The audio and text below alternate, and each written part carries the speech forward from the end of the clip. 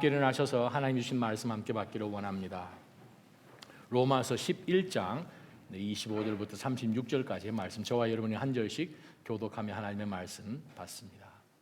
제가 먼저 받습니다. 형제들이여, 나는 여러분이 이 비밀에 대해 알기를 바랍니다. 이것은 여러분이 스스로 지혜 있다고 생각하지 못하게 하려는 것입니다. 이 비밀은 이방 사람의 충만한 수가 들어오기까지 이스라엘 가운데 일부가 완악하게 됐다는 것입니다. 그리하여 온 이스라엘이 구원을 받게 될 것입니다. 기록되기를 구원자가 시온에서 나와 야곱에게서 경건치 않은 것을 제거하실 것이다. 이것은 그들과 맺은 내 언약이니 내가 그들의 죄를 없애버릴 때 이루어질 것이다 라고 한 것과 같습니다. 복음의 관점에서 보면 그들은 여러분으로 인해 원수가 된 사람들이지만, 선택의 관점에서 보면 그들은 조상들로 인해 사랑을 받은 사람들입니다.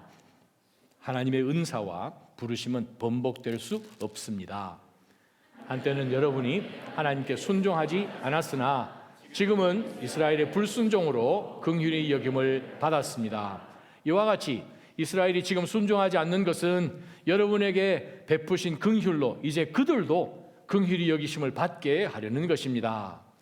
하나님께서 모든 사람을 술분정 가운데 가두신 것은 모든 사람에게 긍휼을 베푸시기 위함입니다.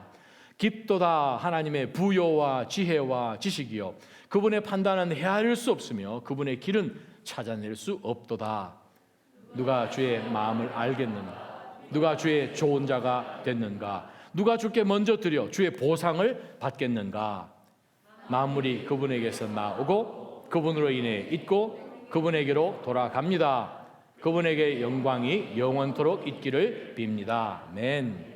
하나님 아버지요, 영원토록 영광 받기에 합당하신 하나님 아니십니까? 주님께서 복음도 저희들에게 놀라운 루트를 통하여서 전해주시고, 또한 그 복음을 인하여서 저희가 하나님의 자녀가 되고 보니 저희를 구원하시기 위해서 하나님이 세우신 그 계획이 창세 전부터 이었다는 것을 보면서 하나님, 저희는 놀람을 금치 못합니다. 이 엄청난 복음을 주님, 제가 땅끝까지 주님 오시기에 열심히 증거하며 전하며 우리 주변에 있는 모든 아직까지 주님을 인격적으로 만나지 못한 한 생명도 빠뜨리지 않고 다 돌아올 수 있는 하나님, 그러한 하나님의 나시린처럼 주님의 그 임재를 삶 가운데 보여줄 수 있는 그러한 존재들로 살게 하여 주옵소서. 예수님의 이름으로 감사하며 간절히 기도합니다. 아멘. 앉아주시기 바랍니다.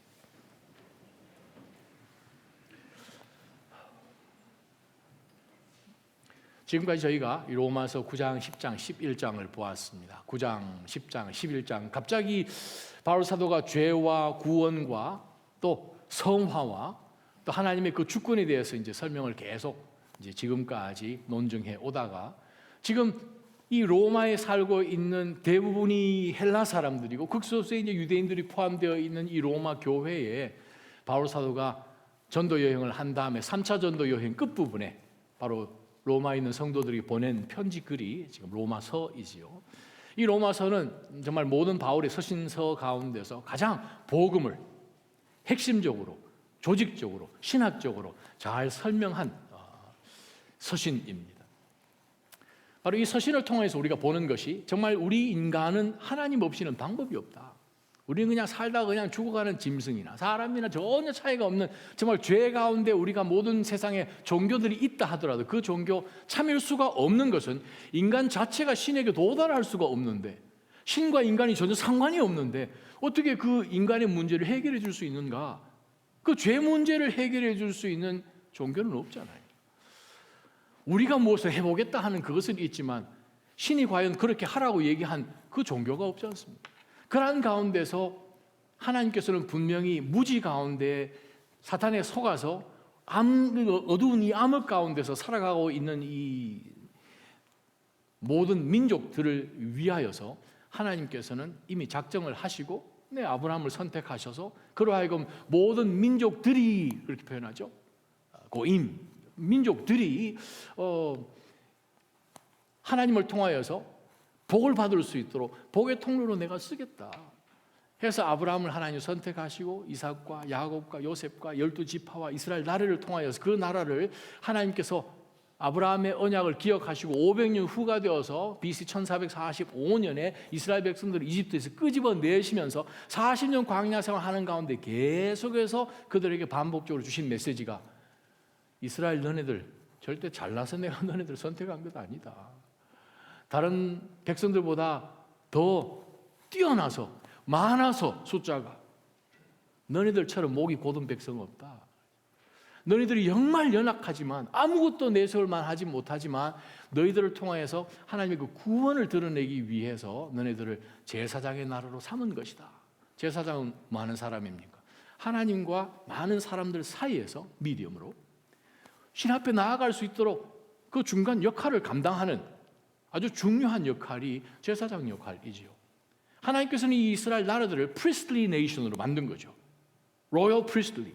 그죠? 아주 그 왕궁으로 들어갈 수 있는 왕과 연결되어서 왕이신 그 하나님 앞에 나아갈 수 있는 그러한 사제적인 그러한 역할을 이스라엘에게 주셨는데 끊임없이 하나님이 예언자들도 보내시지만 그들이 이스라엘 백성들을 향하여서 하나님이 이 놀라운 민족들 구원에 대한 계획을 계속 싫어하고 우상 숭배하게 되지요. 우리가 오늘 아까 교동문을 읽었던 역대상 29장 11절, 12절, 13절은 정말 하나님 앞에 성전을 짓기 위하여서 준비를 해놓고 다윗이 너무 가슴이 벅차서 비록 자기는 손에 피를 많이 흘린 군인이었기 때문에 하나님께서 다윗으로 하여금 하나님의 성전을 짓지 못하고 오히려 아들 솔로몬을 통하여서 성전을 짓게 하시는데 정말 백성들의 마음을 하나님이 움직여 주셔서 정말 힘을 다하여서 정말 하나님 앞에 준비되어 있는 그런 모습 가운데 정말 하나님 앞에 예배를 드리는 기도문을 우리가 방금 읽었습니다. 3000년 전에 기록된 말씀을. 자, 그러한 가운데서 우리가 역대하의 제일 마지막 구절을 보게 되면 오늘 영어 예배에서 우리 포 전도사님이 말씀 전해 주셨는데 세르키야후, 시드기야죠. 시드기야가 끝까지 하나님 앞에 여러 많은 하나님의 사람들 보냈지만 그는 계속해서 반대하고 하나님을 섬기지 아니하고 우상 숭배하는 가운데서 하나님이 바벨론 느부갓네살에게 그냥 넘겨줘 버리죠. 예루살렘으로 들어오고 성전 안으로 도망간 사람들까지 바벨론 사람들이 들어와서 다 어린 아이까지 쳐 죽이는 장면으로 역대하가 끝납니다.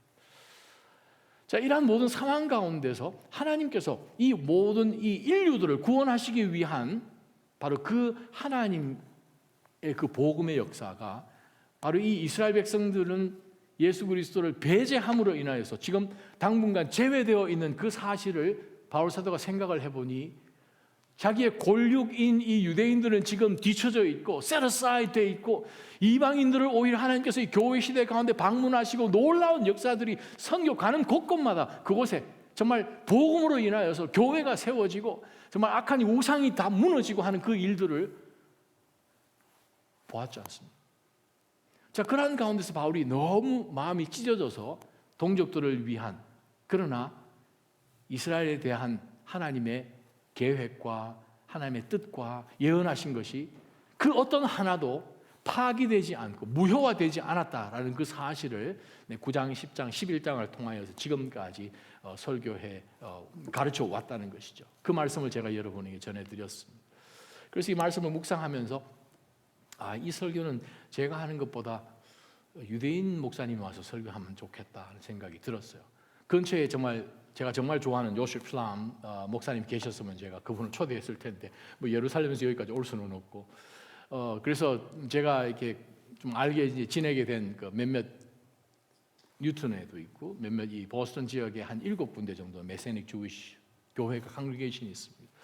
그래서 목사님께 지금 제가 전화를 하나 해놨습니다. 그래서 4월달 내로 한번 와가지고 우리 로마서 지금 11장 겨우 마쳤으니까 당신이 와서 유대인 목회자로 메시닉 주스의 목소리로 다시 한번 예수 그리스도가 이스라엘 백성들을 향한 메시지가 어떻고 그것이 우리 이방인들과 무슨 상관이 있는지를 다시 한번 말씀 선포해 달라고 제가 부탁을 해놨습니다. 4월달 되면 제 생각에는 아마 미카엘 골약 그 목사님 아마 오셔서 말씀을 전해 주실 것 같습니다. 기도 많이 하셔야 되겠죠. 근데 우리가 25절 보십시다.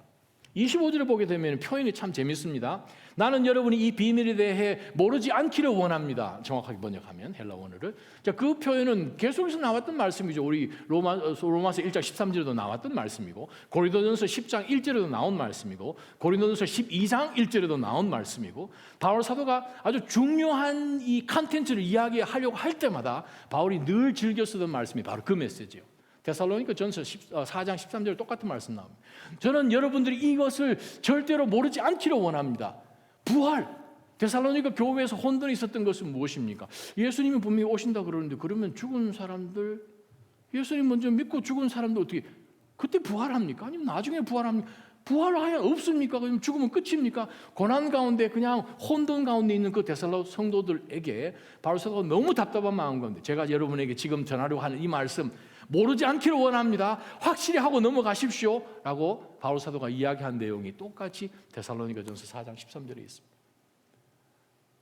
고린도전서 12장 1절, 여러분 성령의 은사에 대해서 그렇게 어떻게 모르십니까? 저는 이것 확실히 여러분이 알고 짚고 넘어가시기를 바랍니다 해가지고 12장 1절.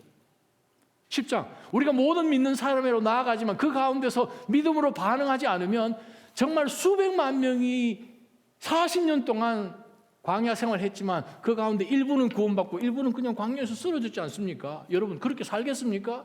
여러분 이거 그냥 알고 그냥 지나가는 것이 아니라 확실히 짚고 가십시오 라고 이야기한 똑같은 말씀을 오늘 우리에게 주십니다.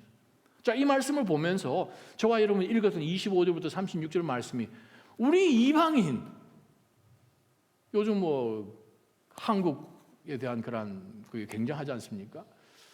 우리 한국 사람하고 이게 무슨 상관이 있는가? 유대인하고 우리 한국 사람하고 뭐 비슷한 건 있죠. 뭐 성향들이 비슷한 거 참 많이 있습니다만, 근데 뭐 전혀 상관이 없지 않습니까? 근데 오늘 25절을 보니까 상관이 진짜 많아요. 그러면서 이 로마 성도들에게, 로마 성도는 거의 대부분이 이방인입니다. 자, 이 로마에 있는 이 이방 교회인 로마 성도들에게, 형제들이여, 나는 이 로마 성도들이, 여러분들이 이 비밀에 대해 알기를, 모르지 않기를 원합니다. 정확하게 번역하면 우리말 성경에는 이제 알기를 원합니다, 이제 그렇게 표현했습니다. 자, 이 비밀이 뭡니까? 오늘 바울 사도는 이 비밀을 설명하려고 5가지의 증인을 끌어다가 우리에게 비밀을 확실히 알기를 바울은 원하고 있습니다. 자, 그래서 보면 이것은 여러분이, 즉 이방 성도들이 스스로 지혜 있다고 생각하지 못하게 하려는 것입니다. 다른 말로 표현하면 지금 오늘 본문 가운데 등장하는 하나님이 어떤 하나님이시고, 하나님께서 이스라엘 백성들과 관계 가운데서 어떻게 그들을 구원하시고자 하는 이 상황 속에서 어떠한 하나님께서 약속들 하신 그것이 있었기에 하나님의 이스라엘을 포기하지 않으시고, 그럼 그런 하나님이 계시다면 이방인으로 신앙생활을 하고 있는 우리와 어떤 상관이 있는가 하는 것을 그것을 놓치면 우리는 어떻게 됩니까? 우리는 이렇게 생각합니다. 내가 하나님 선택했지. 아니면 그냥 단순히 하나님이 나를 선택하셨지. 뭐 이스라엘 뭐고 다 없고, 지금까지 살아온 것 은혜고, 뭐 내가 한 것이고, 우리는 절대 저렇게 우리는 넘어가지 않을 것이고, 이스라엘 백성들 목이 곧은 백성, 뭐 민수기 읽어보면 장이 넘어가면 넘어갈수록 목이 참 곧기도 하다, 그렇게 생각을 할 텐데, 그런데 오늘 바울은 우리에게 이야기합니다. 여러분 스스로 이 비밀을 알아야 우리가 스스로 지혜 있다고 생각하지 않는다는 거예요. 우리 신앙이요, 때로는 이렇게 합니다. 아유, 목사님 그거 다 알아요. 알기는 뭘 알아요? 저도 모르는데 우리 누가 알겠습니까? 바울이 우리에게 분명히 이야기하잖아요. 여러분이 스스로 지혜 있다고 생각하지 못하도록 여러분 이 비밀을 알아야 됩니다. 누구에게요? 이방인들에게요. 우리 똑같이요, 이 비밀을 알아야 돼요. 우리 25절부터 36절까지 나오는 이 내용 우리가 확실히 알아야 우리는 스스로 지혜 있다, 신앙이 1년 정도 되면 괜찮은데 10년 되고 20년 되면요 다 아는 것처럼 생각한다는 거예요. 그것만큼 위험한 것이 없지요. 자, 그 비밀이 무엇입니까? 바로 오늘 바울 사도가 25절부터 끝부분까지 5번에 걸쳐서 증인들을 소환을 합니다. 첫 번째 증인이 뭔지 한번 보십시다. 25절 하반절 보게 되면, 이 비밀은 이방 사람들의 충만한 수가 들어오기까지만 이스라엘 가운데 일부가 완악하게 됐다는 사실입니다. 첫 번째 우리가 기억해야 됩니다. 하나님의 타임이 있구나, 하나님의 스케줄이 있구나, 하나님의 때가 있구나. 지금 그 얘기합니다.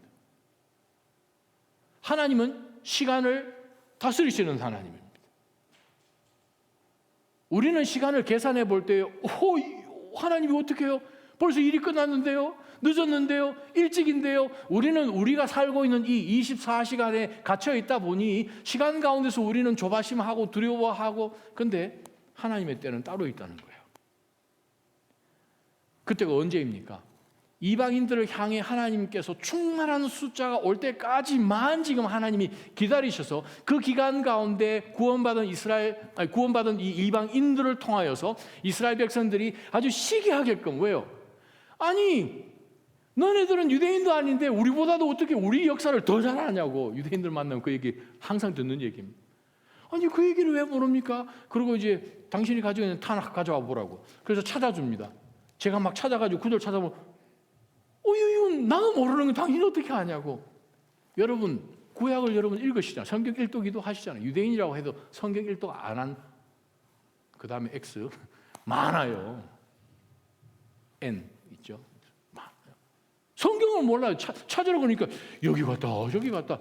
아니, 자기 역사고 자기 구원의 역사고 앞으로 미래의 하나님의 예언인데 정말 답답하죠. 성경은 우리에게 분명히 말씀하고 계십니다. 하나님이 정해놓은 때가 있는데 이방인들 충만한 하나님의 때가, 숫자가 찰 그 시점까지만 지금 유대인을 빼놓으신 것이지 유대인을 향한 모든 계획이 다 취소된 것이 아니라는 거예요. 그때까지만 이스라엘 일부가 완악해지고 온 이스라엘이 믿는 모든 이 이스라엘이 하나님 앞에 나오지 않고 지금은 계속 인디비주얼하게 각 한두 사람들만 지금 모여 있죠. 제가 이 보스턴 지역에 있는 메시아닉 주 그 여러 교회들을 웹사이트를 들여다보니까 큰 교회가 없어요. 정말 성도가 많아야 한 20명, 한 25명 정도밖에 안 되더라고요. 제가 그래서 선교 다녀와서 당신 예배 드린 거 한번 가겠다 해가지고 토요일 아침 11시에 예배를 드리더라고요. 그래서 가서 또 만나자고 그렇게 얘기를 해놨는데, 뉴저지 있을 때도 뉴저지 저희가 뉴저지 오늘의 교회를 메시아닉 주이시는 아니지만 또 주이시 시나고그에 우리가 교회를 개척했기 때문에 거기서는 랍비 항상 만나고 또 주이시 커뮤니티의 회장 루이스 항상 만나고 했었죠. 자, 오늘 이 말씀을 우리가 들여다보면서 우리가 기억해야 될 것이 있습니다. 바로 그것은 뭔가 하면 하나님께서 이 이방인들을 구원해서 놀라운 그 역사하심이 정말 믿음 가운데서 일어났다는 그 사실을 우리가 기억해야 된다는 거예요. 자, 우리 사도행전 말씀을 한번 잠깐 보실까요? 사도행전 15장 12절 말씀입니다. 온 회중이 조용해지면서 바울과 바나바가 1차 전도 여행을 다녀와서 지금 베드로와 야고보와 12위 제자들이 모여서 예루살렘에서 기독교 역사 최초로 있는 카운슬 미팅, 회의죠, 공회죠. 그 모임 가운데서 전도하는 그 기간 가운데 하나님이 그 이방 땅에 유대인과 전혀 상관이 없는, 하나님과 원수되었고 언약과 상관없고 아브라함과 그 모든 연결도 전혀 되어 있지 않은 외인들에게 성령 하나님이 어떤 역사를 이루어졌는지를 지금 선포하는 가운데서, 자, 그들은 자신들을 통해서 하나님께서 행하신 표적과 기사를 이어갔습니다. 그들의 이야기를 마치자 야고보가 일어납니다. 야고보가 누굽니까? 예수님을 미쳤다 그러고 막 잡으러 다녔던 남동생 아닙니까? 아니요, 지금 아버님은 이제 돌아가셨겠죠. 요셉 얘기가 나중에 안 나오니까 아마 이 가게를 짊어지고 가야 될 첫 형이 나이 30쯤 돼가지고 난 메시아야 그러고 도망다니잖아요. 그럼 밑에 있는 동생들, 남동생이 4명이나 있는데 성경에 잡아오라고 그러잖아요. 그래가지고 엄마가 불러 했더니 예수님 탁 쳐다보고 가족이 누굽니까? 하나님을 믿고 이런 사람이 가족입니다. 내 형제, 이상한 소리 하니까 야고보 화가 났을 거예요. 안 믿었잖아요. 예수님 부활하시고 난 다음에 야고보를 다 만나는 가운데 야고보 놀랐을 겁니다. 그중에 형 막 욕망하고 이랬는데 그분이 하나님이시니까 이거 어떻게 하겠습니까? 야고보서 1장 1절 읽어보면 예수 그리스도를 설명하는데 내 여호와시오 그렇게 표현하잖아요. 히브리식으로. 바로 그 야고보가 일어나서 이야기합니다. 형제들이여, 내 말을 들어보십시오. 하나님께서 자기 이름을 위해 처음에 어떻게 이방 사람들 가운데 하나님의 백성을 불러내어 찾아오셨는지를 시몬 베드로가 이야기해 주었습니다. 시몬 베드로가 언제요? 오순절날 사도행전 2장에 보게 되면 요엘서 말씀을 통해서 예언하신 기록이 있죠. 바로 그 얘기 지금 이야기하는 것입니다. 이방 사람들에게 하나님의 놀라운 구원의 길이 열려서 정말 구원받는 놀라운 역사를 바울과 바나바가 지금 우리에게 지금 보고를 하니 굉장한 일이 벌어졌습니다. 우리가 여기서 볼 것은 시간은 하나님이 쥐고 계시구나. 그러면 우리 이방인인 우리 한인들에게 어떻게? 시간은 하나님이 다스리신다. 그럼 하나님께 모든 시간표가 다 있다면 우리는 조바심을 가질 필요가 있다 없다? 없어요. 우리가 고민을 해도 머리를 예수님께서 하신 말씀처럼 어디 뭐 흰 거 까마귀 뭐 염색 요즘은 하죠. 네. 그게 아니라 우리가 뭐 바꾸게 할 수 있는 방법이 없잖아요. 시간을 길게 할 수 있습니까? 우리가 원하는 대로 더 오래 살 수 있습니까? 시간, 때가 하나님께 있음을 바울 사도는 이방인으로 하여금 알라고 지금 말씀하십니다. 우리의 시간이, 우리의 인생의 시간이 주님께 있음을 기억하시기 바랍니다. 우리가 얼마만큼 하나님 앞에 날 수가 있는지를 헤아릴 수 있는 영적 지혜가 있어야 우리는 오늘을 살면서 내 시간에 맞춰서 길게도 잡고 짧게도 잡는 것이 아니라 혹시 하나님 오늘이 maybe today 라는 그러한 영적 깨어있음으로 매일매일 하루 살아가시기를 주님께 간절히 소망합니다. 두 번째 말씀입니다. 26절 보십시다. 자, 그리하여서 이와 마찬가지로 이 말입니다. 마찬가지로 계속 이어지는 표현입니다. 26절에도 나오고 31절에도 나오는 똑같은 표현인데 이와 마찬가지로 후토스 카이 이 말인데 그 말은 온 이스라엘이 구원을 받게 될 것입니다. 자, 여기서 물론 이제 온 이스라엘이라는 표현은 이스라엘이기만 하면 온 사람, 즉 유대인이기만 하면 예외 없이 온 이 뜻이 아닙니다.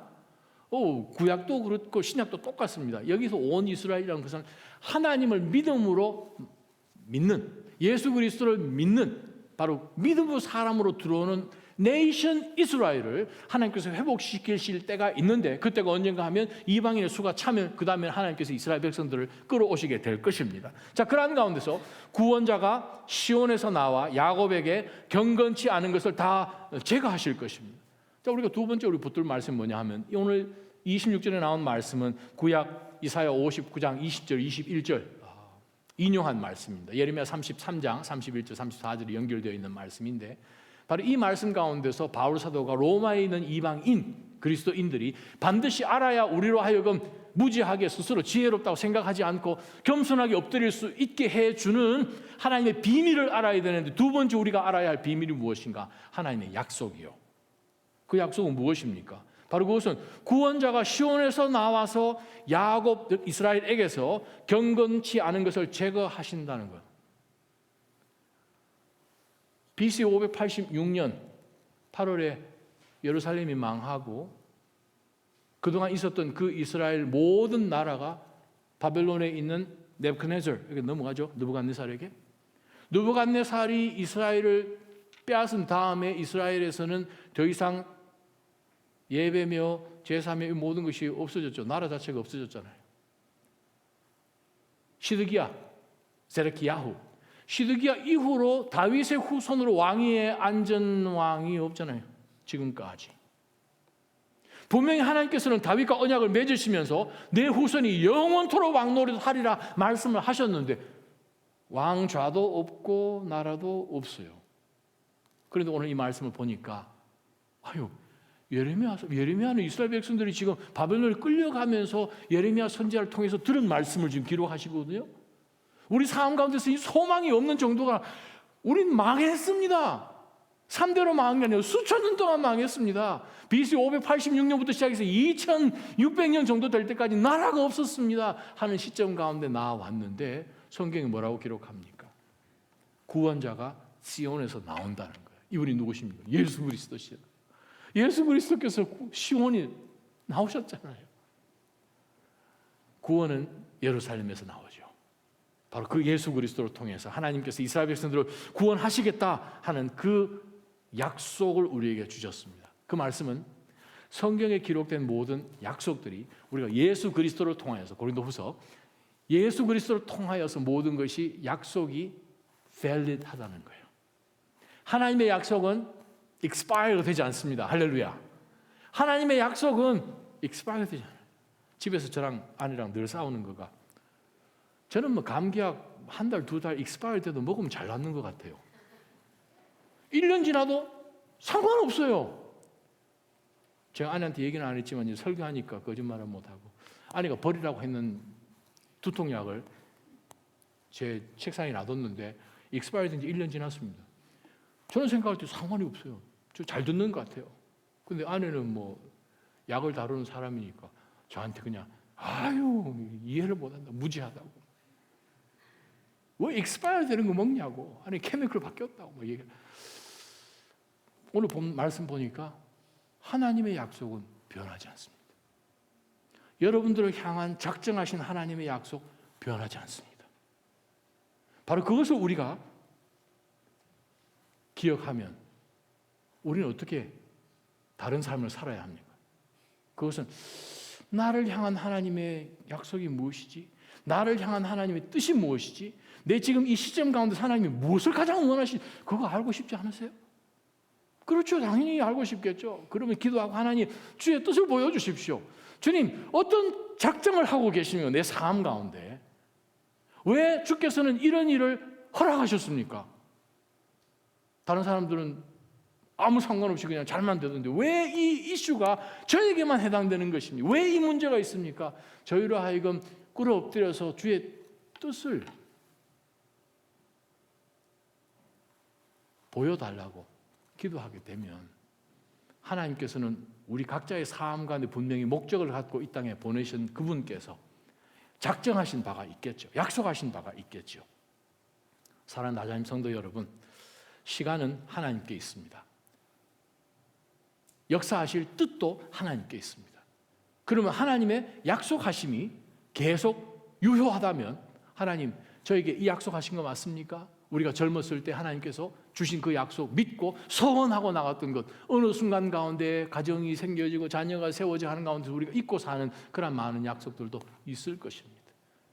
이제는 그 약속 묻어뒀던 것들을 한번 디깅업할 필요가 있겠죠. 세 번째 말씀입니다. 27절부터 28절입니다. 이것은 그들과 맺은 내 언약이니 내가 그들의 죄를 없애버릴 때 이루어질 것이다 라고 한 것과 같습니다. 28절, 복음의 관점에서 보면 그들은 여러분으로 인해 원수가 된 사람들이지만 선택의 관점에서 보면 그들은 조상들로 인해 사랑을 받은 사람들입니다.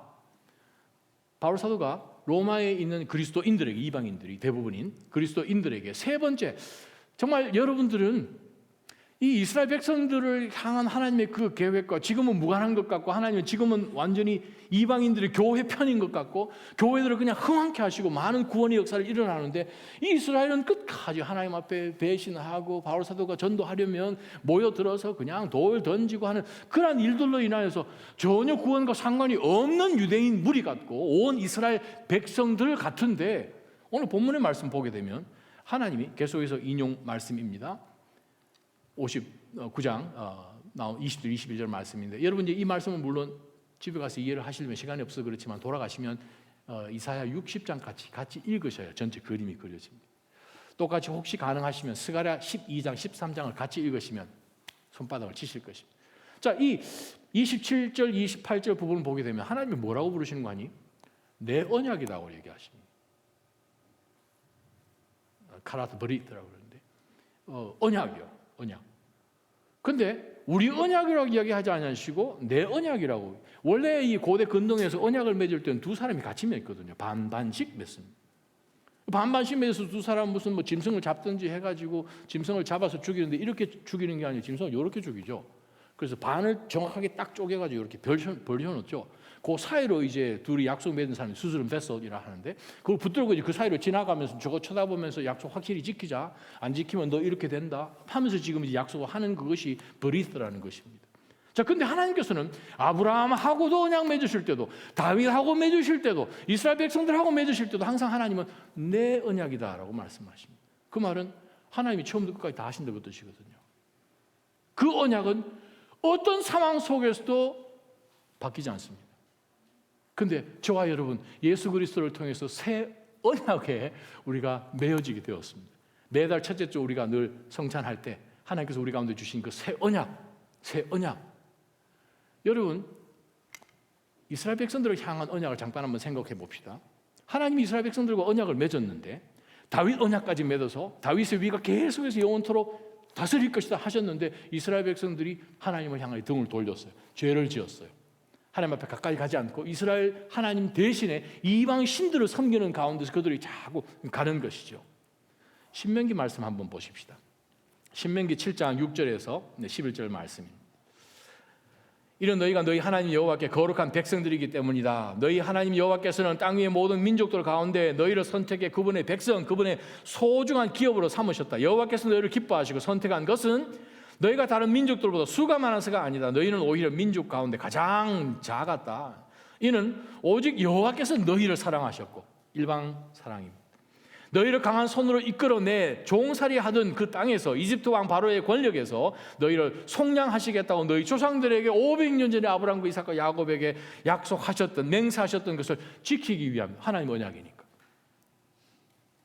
그러므로 너희 하나님 여호와께서 하나님이심을 알라. 그분은 주를 사랑하고 주의 명령을 지키는 사람에게는 그분의 사랑의 언약을 천대까지 지키시는 믿음직하고 좋은 하나님이시다. 그러나 여호와를 미워하는 사람들에게 벌을 내려 멸망시키시는 분이다. 여호와께서는 그분을 미워하는 얼굴을 하는 사람들에게는 뒤로 미루는 일 없이 바로 벌을 내리신다. 그러므로 내가 오늘 너희에게 주는 명령과 규례와 법도를 잘 지켜 행하도록 하라라고 말씀을 하십니다.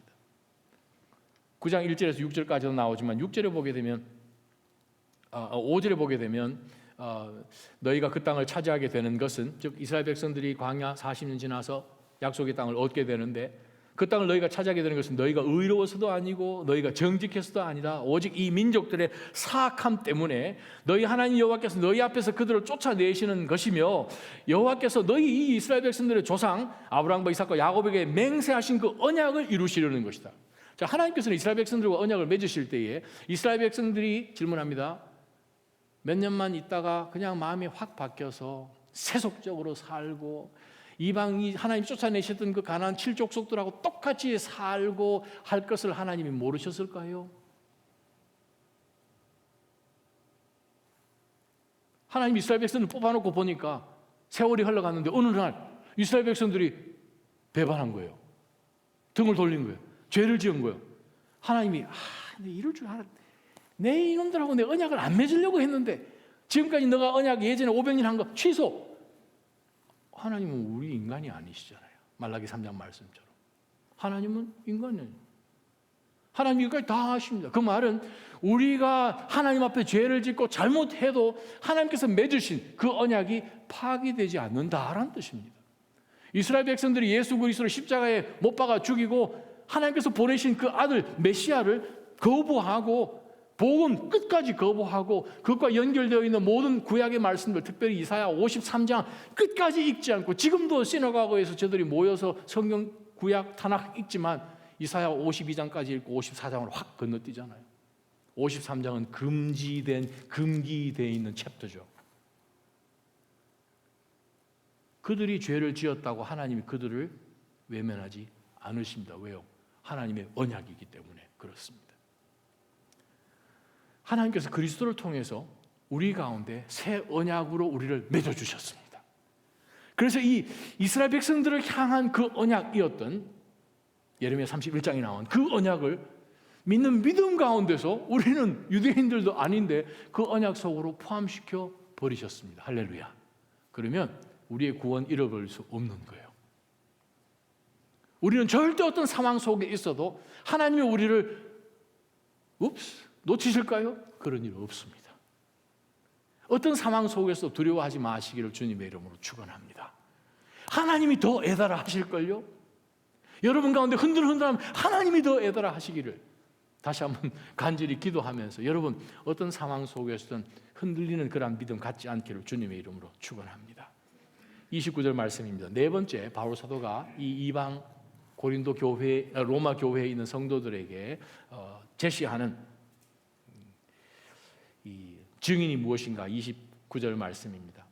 하나님의 은사와 부르심은 번복될 수 없습니다. 정확하게 번역하면 하나님의 선물들과, 복수입니다. 우리말 성경이 단수로 되어 있는데 하나님의 선물들과, 즉 은사들과, 물론 로마서 이제 12장에 들어가기 전에 성령의 은사들에 대해서 설명하죠. 그것과 같이 연결되어 있습니다만 하나님이 우리에게 주시는 선물들과 우리를 하나님의 자녀로 부르신 것은 irrevocable, 취소, 취소. 그거 안 된다는 거예요. 무슨 뜻입니까? 하나님의 신실하심이요. 우리가 다시 한번 우리 신앙 가운데서 우리를 끝까지 놓치지 않으시는 것은 하나님의 신실함이에요. 이방인도 불구하고 하나님께서 이스라엘 통해서 이방 민족들까지 구원하시겠다는 지금으로부터 4,000년 전 아브라함에게 주셨던 그 언약을 기억하시고 저와 여러분을 기억하셔서 구원해 주신 거잖아요. 예수님께서 겟세마네 동산에 올라가셔서 불과 몇 시간 후에 십자가 달리실 그분께서 요한복음 17장에 저와 여러분을 위해서 기도해 놓은 기도문이 기록되어 있지 않습니까? 할렐루야. 믿는 믿음 가운데서 사시기를 주님의 이름으로 축원합니다. 하나님은 절대로 우리를 향하여서 그 신실하심을 거두지 않으십니다. 때로는 우리가 시험 들기도 하고 믿음의 길을 떠나기도 하고 혹은 희한한 일을 하기도 하고, 그러나 하나님께서는 한번 구원받은 그 백성을 절대 놓치지 않으십니다. 신실하신 하나님, 번복되지 않습니다. 그 일 일어날 거 하나님 이미 아시고 구원하셨습니다. 할렐루야. 우리가 쓰러질 것 이미 아시고 그럼에도 불구하고 그것이 진짜 사랑이죠. 그렇지 않으면 하나님이 인간 같은 사람이죠. 만약에 하나님이 우리를 구원하셨는데 우리가 어떻게 비헤이브하는 것을 이렇게 보시다가 아유 저 예배 드리는 거 봐, 아유 하나님 앞에 기도하는 거 봐 하면서 그냥 우리를 이렇게 보시면서 취소해버리면 그건 신이 아니죠. 우리 질문할 수 있으면 하나님 앞에, 그러면 하나님 제가 그럴 줄 몰랐습니까? 제가 그런 사람입니다. 그러면 그걸 할 수 있잖아요. 하나님 어떻게 그것도 모르시고 하나님은요 그것까지도 품으시는데, 그렇다고 반대로 우리가 하나님 나를 구원하셨으니 얼마든지 우리가 그냥 마음대로 살다가 죽기 직전에 그냥 주님 하고 죽으면 되지 않습니까? 그런 분 계시더라고요. 성경 공부해보니까. 목사님 가끔 제가 손해본다는 생각 들어요. 무슨 뜻입니까? 어떤 분은 자기 평생 하고 싶은 대로 살다가 십자가 위에 매달려가지고 주님 저를 기억해 주십시오. 그래가지고 강도처럼 너가 오늘 나와 함께 낙원에 이르리라. 그 사람 부러워하더라고요. 그거를. 여러분 그런 거 부러워할 일 하나도 없습니다. 하나님께서 우리를 통해서 우리가 믿음으로 반응할 때 우리를 통해 역사하셔서 우리가 보고 나누게 될 통로가 될 그 축복 놓친 것은 생각 안 하십니까? 오늘 이스라엘 백성들을 지금까지 set aside 해주시지만 그럼에도 불구하고 그들을 구원해 내시는 하나님의 은혜를 다시 한번 기억하면서 저와 여러분, 하나님께서는 절대로 후회하심 없이 우리를 계속 붙드시는 하나님이신 것을 우리가 기억합니다. 다섯 번째 말씀은 30절부터 32절까지 말씀입니다. 그런데 이 말씀, 요 9절 말씀은 특징이 있습니다. 거기 보니까 하나님의 긍휼이라고 번역되어 있죠. mercy, 그죠? 헤세드란 말인데, 긍휼, 즉 한때는 여러분이, 즉 이방인들이죠. 이방인들 여러분들이 하나님께 순종하지 않았지 않습니까? 근데 지금은 이스라엘의 불순종 때문에 여러분들이 구원의 그 긍휼하심 받았지 않습니까? 근데 그것과 마찬가지로 이스라엘이 지금 불순종하지 않는 것은 여러분에게 베푸신 긍휼로 이제 그들도 이제 긍휼히 여기심을 받게 하려는 거예요. 지금 상황이 바뀌어서 지금 우리가 먼저 하나님의 긍휼을 얻었는데 지금 우리가 이 이방인이지만 긍휼을 베풀어 주신 것처럼 지금 안 믿고 있던 이 이스라엘 백성들에게 하나님께서 긍휼을 베푸실 때가 있습니다. 32절. 하나님께서는 이방인이든 유대인이든 구별 없이 모든 사람을 불순종 가운데 그냥 내버려 두신 그것은 어느 순간에 하나님께서 구원하실, 선택하신 그 모든 사람들에게 긍휼을 베푸시기 위한 것입니다. 이 구절 가운데 긍휼이라는 단어를 바울 사도가 너무 중요하게 생각해서 4번이나 사용했네요. 긍휼, 긍휼, 긍휼, 긍휼이요. 우리가 다섯 번째 바울 사도가 로마에 있는 그리스도인들에게 부탁한 것은 무엇입니까? 하나님의 긍휼을 기억하라는 거예요. 하나님의 긍휼이요. 정말 하나님의 긍휼이 아니었더라면 정말 우리가 지금까지 나오는 가운데서 하나님이 우리 인간 수준만 되셔도 우리가 하는 것에 대해서 똑같이 우리에게 대해 주셨더라면 정말 우리 가운데 살아남을 사람 누가 있었겠습니까? 그런데 하나님은 우리에게 긍휼을 베풀어 주셨고 우리를 구원해 주셨고 또 우리를 통해서 그 구원의 역사가 계속 이어져 나아갈 수 있도록 우리를 긍휼의 통로로 사용하셨다는 거예요. 자, 하나님을 보면서, 하나님의 성품을 보면서, 하나님의 역사와 능력을 보면서 바울 사도가 이 그리스도인들에게 로마에 있는 이 메시지를 전하고 보니까 결론이 어떻게 되겠습니까? 하나님을 집중하며 바라보니, 하나님을 바라보면서 내 삶을 쳐다보니 우리 삶 가운데 하나님에게 보여줄 수 있는 반응은 하나밖에 없습니다. 예배예요. 그래서 바울 사도가 이스라엘 백성들을 향한 하나님의 과거에 그들이 했던 것, 지금 하고 있는 것 10장, 앞으로 하나님 하실 그 일들에 대한 로마서 11장, 그것을 끝내고 마지막 부분에 나온 것은 무엇입니까? 우와, 깊도다. 하나님의 부요와 지혜와 지식과 판단과 길과 마음. 하나님은요, 영원토록 찬양받게 합당하신 하나님이십니다. 우리는 하나님 앞에 예배할 수밖에 없죠. 예배할 수밖에 없는 이유는 하나님은 이런 하나님이시거든요. 우리의 삶 가운데 하나님이 더 분명히 붙잡혀지기를 주님의 이름으로 축원합니다. 내 삶 속에서 지금도 역사하시고 모세 혈관보다도 더 세세하게 개입하시고 관여하시는 그 하나님께서 우리를 너무나 사랑하셔서 독생자 예수 그리스도 보내심으로 우리를 자녀 삼으셨으니 우리로 하여금 우리는 마땅히 하나님 앞에 예배자로 늘 서 있어야 된다는 거죠. 그러면서 바울 사도가 우리에게 정말 펀치라인을 36절에 이렇게 줍니다. 만물이 그에게서 나오고, 만물 안에 우리가 포함되어 있네요. 만물이 그분으로 인해서 지금 존재하고 있고 만물이 그분에게로 돌아갑니다. 그럼 어떻게 살아야 되는가? 그분께만 영광이 영원토록 있도록 사는 것이죠. 예수님이 십자가 지시기 불과 몇 시간 전에 제자들과 함께 유월절 만찬을 하시면서 요한복음 13장을 보게 되면 예수님께서 제자들의 발을 씻기시는데 발을 씻기시기 전에 정말 이 종들, 가장 낮은 종이 하는 우통을 벗어버린 거예요. 종과 노예와 자유인의 차이는 위에 옷을 입었냐 안 입었냐가 로마 시대 때의 기준입니다. 예수님 위에 옷을 벗으시고 일어나셔서 수건을 허리에 동이셨는데 그 예수님이 정말 제자들의 발을 어떻게 씻길 수가 있습니까? 근데 예수님은 그 아무도 하지 않을 것 같은 그 섬김의 모습을 예수님은 당신께서 어디서 오셨고 어디에 계시고 어디로 돌아가시는지를 분명히 아셨기 때문에 요한복음 13장 4절에 그렇게 기록되어 있습니다. 3절에 보게 되면 예수 그리스도께서 아버지께서 모든 권세를 내게 주신 것과 그 전에 내가 아버지께로부터 왔고 지금 이 시점 가운데서 모든 인류들의 죄를 구속하기 위해서 아버지께서 내게 모든 권세를 주신 것과 또 내가 십자가에서 죽어도 부활하고 또 아버지께로 돌아갈 것을 아시고 4절에 So he got up 그렇게 되어 있죠. 여러분 우리가 하나님 관점에서 어디서부터 왔고 지금 내가 뭐 하고 있는 이것이 결국에 아버지께로 돌아간다는 그 사실이 분명해지면 하나님이 여러분을 놓치지 않고 여러분 삶 가운데 역사하고 계시는 그분이 만유의 주제가 되시는 하나님이시라고 하면 우리는 어떤 것 할 수 있습니다.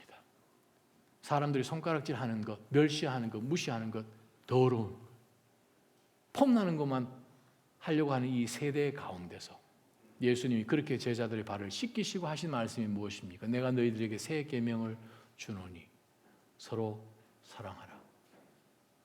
서로 사랑하라는 말은 신명기에 나온 말씀인데요.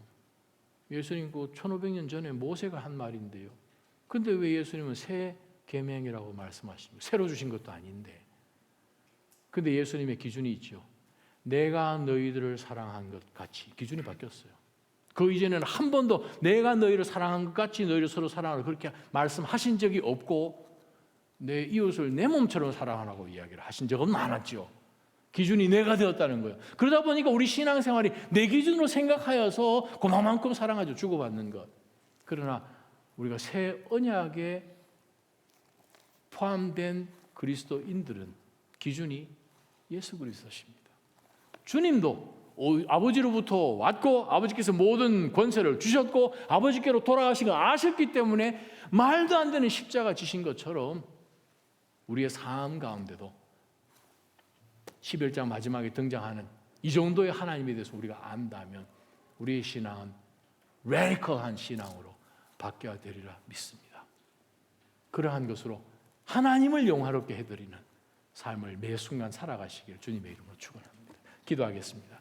걸어가신 하나님 아버지여, 이 메시지를 듣고 예수님의 그 제자들이